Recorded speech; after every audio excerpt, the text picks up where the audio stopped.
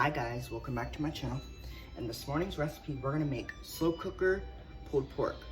Now, all you need is you just need one bag of frozen pulled pork and you need a little bit of cooking spray. So the first thing we're gonna do is we're gonna go ahead and spray the slow cooker. Now this recipe is not a homemade recipe, so it's not a recipe where I can just rub down the pork and do all that like I normally would do it, right?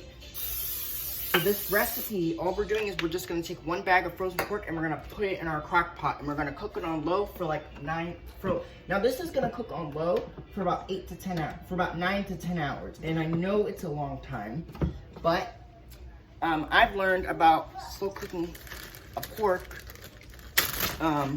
is that the longer it cooks, the more tender this will be. So I'm just gonna take this out, and this pork is actually pretty good because we cook it low and slow, and especially since it's gonna be cooked in the slow cooker for a long time, this pork is gonna get even more tender after it's done cooking. Okay, so all we're gonna do now, this recipe, now the good thing is about this pork recipe is that we don't really need to shred this at all. It's already shredded for us, so all we're doing is we're just gonna throw this in the crock pot. Now the problem is with this being frozen, it's a little bit difficult to get it in. So what I'm gonna actually do is, to make it a little easier, is we're gonna take the base out.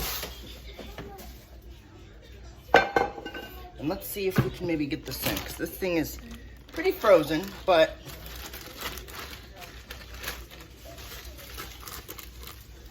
the good thing about it is, like I said, it's gonna be a good pulled pork recipe. Now, like I said, this pork is relatively frozen, so, but the good thing is, like, it's gonna cook all day, so there's really no need for any extra work. And like I said, now if you wanted to, because I'm well aware, you can put this on high for 8 hours. But we're gonna cook it on low for like 10, for like maybe 8 to 10. So we're just gonna attempt to get this in here. And like I said, it'll take a couple minutes because this pork is really frozen, but it's gonna be fine. After we put it in this crock pot for a while, for a long period of time, it'll cook through. So we're just, now like I said, since the pork is frozen, this requires patience. So we're just gonna have to be patient with it, okay? There, we did it, guys. We got it in.